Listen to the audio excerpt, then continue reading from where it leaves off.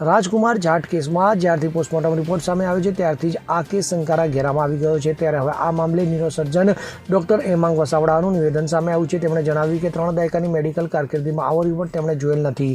Forensic રિપોર્ટમાં અનેક શંકા ઉપજે તેવા મુદ્દાઓ છે। કોઈ વ્યક્તિને વાહન દ્વારા એક જ વાર ટક્કર લાગ્યા બાદ તેમાં શરીર પર 42 ઇજાઓ શક્ય નથી। તો વ્યક્તિને વાહન દ્વારા ટક્કર લાગે ત્યારે તે દૂર ફેંકાય અથવા વાહન નીચે આવી જાય। તેમના જણાવ્યા મુજબ આ પહેલો પોસ્ટમોર્ટમ રિપોર્ટ પણ સામે આવવો જરૂરી છે। તો ગુદાના ભાગે 7 ઇંચનો ચીરો તેમજ લાકડી પાઇપ ઊંધી કુવાડી ઊંધું દાંતરડું જ્યાં બોથડ પદાર્થ કહેવાય જેની નોંધ રિપોર્ટમાં સ્પષ્ટ છે। તો રિપોર્ટમાં ડોક્ટરોએ પોતાની સેફ સાઇડ રાખેલી છે જેમાં સ્પષ્ટપણે તેને લખ્યું છે કે નથી કે વાહન અકસ્માતને કારણે ઇજાઓ પહોંચી છે। મૃતકની ઇજાઓ તમામ ફ્રેશ ઇજાઓ હતી। ત્યારે આવા અનેક ખુલાસા કરવામાં આવ્યા છે। ડોક્ટરે પણ રાજકુમાર જાટ સાથે કંઈક ખોટું રહેવાની આશંકા વ્યક્ત કરી છે। આ જે પોસ્ટમોર્ટમ રિપોર્ટ આવ્યો છે, ફોરેન્સિક પોસ્ટમોર્ટમ રિપોર્ટ, તેને લઈને આપનું શું મંતવ્ય છે? આપ શું કહેશો? આજે ફોરેન્સિક પોસ્ટમોર્ટમનો રિપોર્ટ છે, બીજો રિપોર્ટ છે। એની પહેલાં એક પોસ્ટમોર્ટમ થઈ ચૂક્યું છે જેનો આ પોસ્ટમોર્ટમ રિપોર્ટમાં અતિ સ્પષ્ટ ઉલ્લેખ છે કે આ સેકન્ડ પોસ્ટમોર્ટમ રિપોર્ટ છે।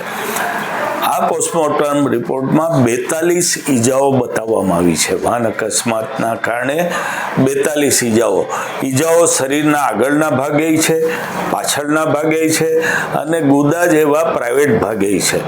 સામાન્ય રીતે ઇમ્પેક્ટ જ્યારે થાય, ઠોકર લાગે ત્યારે સેકન્ડ્સ માટે જે કોઈ વ્યક્તિ છે એ વાહન સાથે અથડાય, પછી કાં દૂર ફેંકાઈ જાય કાં વાહનની નીચે આવી જાય।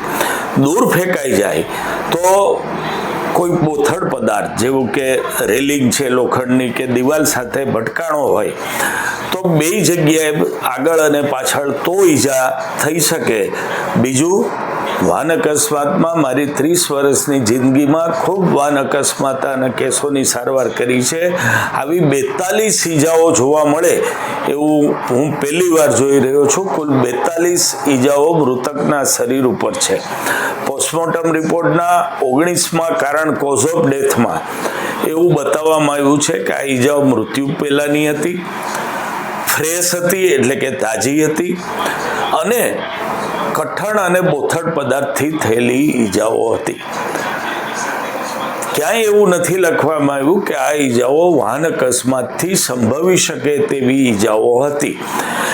કઠણ અને બોથડ પદાર્થ હુમલામાં પણ વપરાતા હોય છે, વાહન અકસ્માતમાં પણ હાર્ડ બ્લન્ટ ટ્રક છે, બસ છે એવી વસ્તુઓ સાથે વ્યક્તિ ભટકાય ત્યારે એવું પિક્ચર આવતું હોય છે।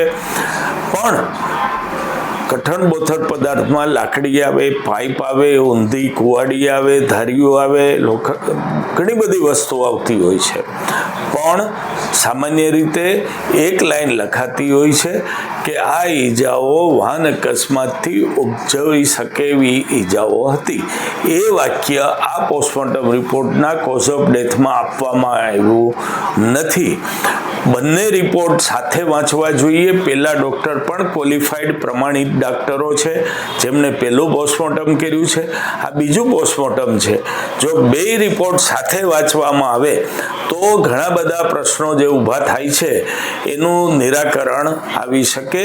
બીજું કે વિડીયો સાઇટ ઉપરના સીસીટીવી ફૂટેજ શું બતાવે છે એ પણ સંલગ્ન કરવું જરૂરી છે, કારણ કે મેં જેમ કીધું એમ કે બે બાજુ ઈજા થઈ છે એટલે સ્પષ્ટ નથી થતું ચાલીને જતા હતા અને પાછળથી ઠોકર લાગી કે ચાલીને જતા હતા અને સામેથી આવીને બસે ઠોકર મારી।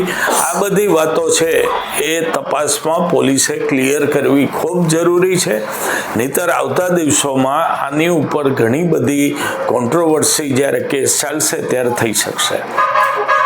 Bureau report CN24 news. હવે જુઓ દેશ દુનિયાની તમામ ખબરો તમારી આંગળીના ટેરવે। ઉઠાવો મોબાઈલ અને Google Play Store પરથી ડાઉનલોડ કરો અમારી CN24 ન્યૂઝ મોબાઈલ એપ।